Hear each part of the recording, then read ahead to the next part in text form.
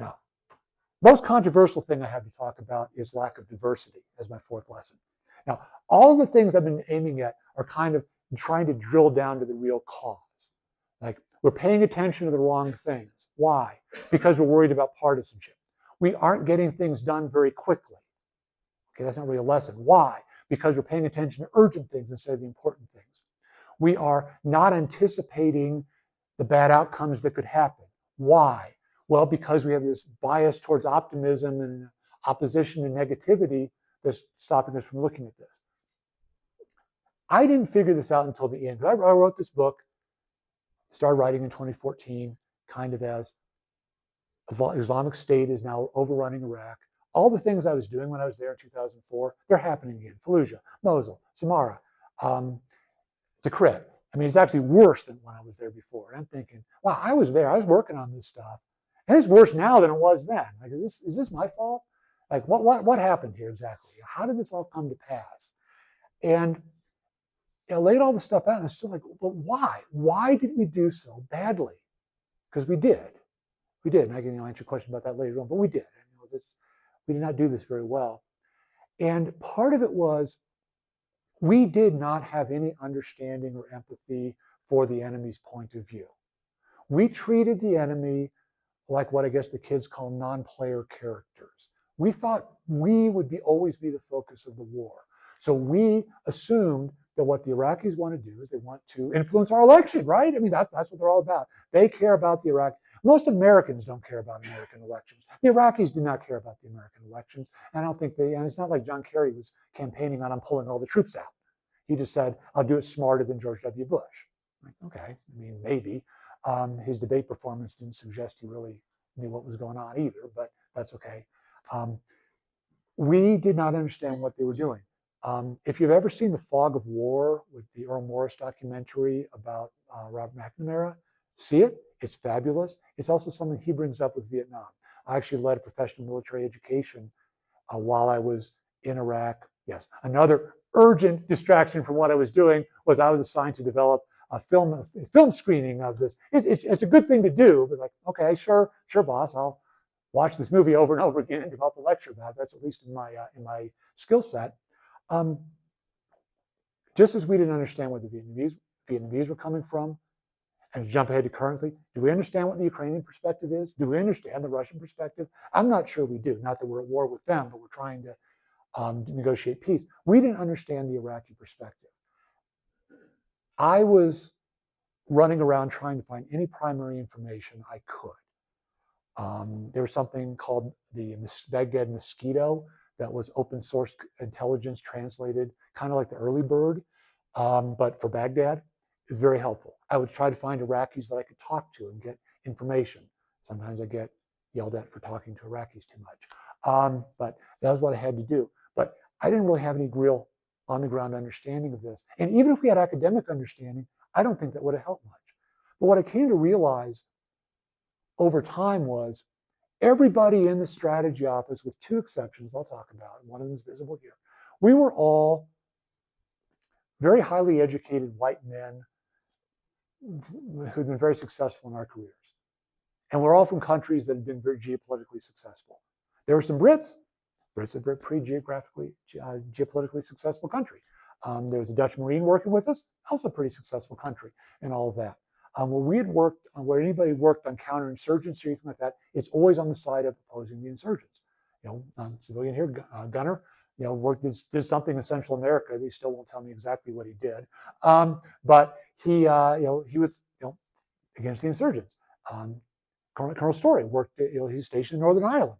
Again, on the side of the government, he's fighting against insurgents. He doesn't have the insurgents' perspective. If we had an Irish officer, that might have mattered. This isn't about being white or something like that. If we had a Polish officer who had grown up under Soviet occupation, he might have been able to tell us, this is kind of what it's like when you've got an occupying army that's telling you what to do and all this, and this is how you might respond. Because I couldn't understand, why would the Sunni Arabs boycott this election? Why would they do this? Why wouldn't the Kurds and Shia Arabs make concessions to the Sunni Arabs after the election? I didn't understand the depth of the betrayal that they felt after being under the thumb of the Sunni Arabs for so many decades and so many of the people being killed, chemical weapons, various massacres, their livelihood destroyed. I could not relate to that. So I'm coming in, it's like, well, yeah, but after the election, we'll all sort of make a deal and we'll all be friends. No, we aren't going to be friends. And the Sunni Arabs, by the way, well, they don't have actual grounds for resentment, I suppose, but they're terrified of what the Kurds and Shia Arabs are going to do to them now that they are going to have the power. And so they're not wanting to stop fighting because they can't accept that they are no longer the people on top. We couldn't relate to this. Now, there's two exceptions. There was one woman working with us. She's a psychologist. I don't know really what she did, and I apologize for that. And I would talk to my colleagues, and most of my colleagues were like, who's that? Oh, yeah, I remember. I don't know. Nobody knew what she did. I don't know what she did. Something in psychology, probably something to do with, what's the theory they call learned helplessness? Where people have lived under authoritarianism, therefore they have no agency and they just can't stand up for themselves. Kind of overlooks the fact that they're killing us. It involves a lot of standing up for themselves. They're just not standing up for themselves in the way we want them to, or something like that. Maybe that's what she did. Maybe not. It's probably on me that I don't know what she did. It's probably the stovepiping. We're all kind of isolated. We got the vortex, and then all of us down here, different lesson, different problem. We also did bring over a cultural advisor to work with us, and he was of an Iraqi descendant. He was a Christian. He lived in suburban Detroit. He didn't really have a whole lot to offer me. I did ask him, what should we do to engage with the Sunni Arabs?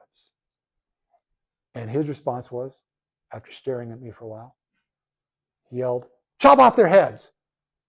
Like, well, I mean, I should have actually gleaned from that, okay, if that's this guy's attitude as an American who lived in Detroit and he wants to chop off their heads, then surely the Christians weren't actually treated all that badly under the Sunnis because they were no threat. If that's what he feels about the Sunni Arabs, then no wonder the Shia and Kurd. But that was our extent of diversity in our office. Now, when I talk about diversity, I'm not talking about aspirational diversity and representational diversity and all that kind of thing. This is strictly the diversity of experience and opinion that's needed to develop a good strategy. Do we have anybody in the national security establishment that understands how Ukrainians might be thinking, or Russians, or the Chinese, the Taiwanese? I don't know, because I keep seeing people being purged. Do we have anybody who understands how Iranians think? I'm skeptical. Our envoys meet a lot with Emiratis and Qataris and such. They're billionaires. I don't know that they really know anything about how the Iranians are going to react, and that's going to be a problem. But the other things are also a problem because the pipeline. My department, when I worked there, first time I was there in 1990, we had about 40 plus people. 3 of them were non-white. We had 2 Hispanic officers, 1 black officer, 2 of whom left in the service almost immediately afterwards. Everybody selected for PhDs was a white person. By the time I came back, smaller department, 25 people, everybody's white. I'm not paying attention, it's kind of white guy, like, hey, white guys are normal, like, hey, everybody's a white guy. But everybody was. And everybody being selected for advanced degrees is obviously going to be a white person because that's all we got. That's all we got to choose from. And so somewhere along the line, the problem with the diversity is not recognizing that there are ways that people may be the ideal person for the job that doesn't quite show up in standard measures of what might make you qualified, because maybe you didn't go to the best schools, the best prep schools because of socioeconomic reasons or whatever else. So trying to find people and trying to bring people along to maintain this. This isn't a quick thing. I don't know who's on the National Security Council. And obviously the diversity I'm talking about, that's in my office right then. It might change right after I left. It might have been different before. Obviously the prior commander, Ricardo Sanchez, was Hispanic. Eric Shinseki was of Japanese descent, was the chairman of Joint Chiefs of Staff. We've got Colin Powell, we've got Condoleezza Rice. I'm not saying there's nobody who, that everybody involved in all the decision making were white, but those of us on the ground, the line people, we had no understanding of what it was like to live in any situation other than being on top. That's all we knew. So we couldn't understand what they were thinking. And I'm worried I'm worried about a lot of things for the future. So, conclusion, Iraq war is pretty messed up. I would say that in stronger language, but again, I don't want to lose my thing here. Pretty messed up. In fact, by the time I was leaving, and this is a conclusion thing, by the time I was leaving the green zone, we could not get to the airport on land anymore. We had to fly from the green zone to the airport on helicopters to get there because the roads were considered too dangerous. We developed these fortified buses called Rhino buses, and we blew those up too. I was supposed to be on one of them when I got blown up, but someone else was on it in my place. Nobody was killed, but it still could have been me, but it wasn't. So the war was pretty messed up. I think these lessons that I'm drawing from this, I'm not saying, by the way, that I think if without these absent things, we figured out stuff, things would have turned out better. Maybe they would have. We might have just failed differently. I mean, I'm not sure that if we ended up with a different outcome to the elections or anything else, then a different thing would have happened. After all the elections, what happened on February 22nd of 2006, my birthday, that's why I remember the date, was the Al-Askari shrine in Samarra was blown up. And that probably would have happened no matter what I did there. And once that happened, then the war in Iraq turned into a civil war between Iraqis. It was no longer really about us. And we weren't prepared for that. We didn't anticipate that happening. Why not? I don't know.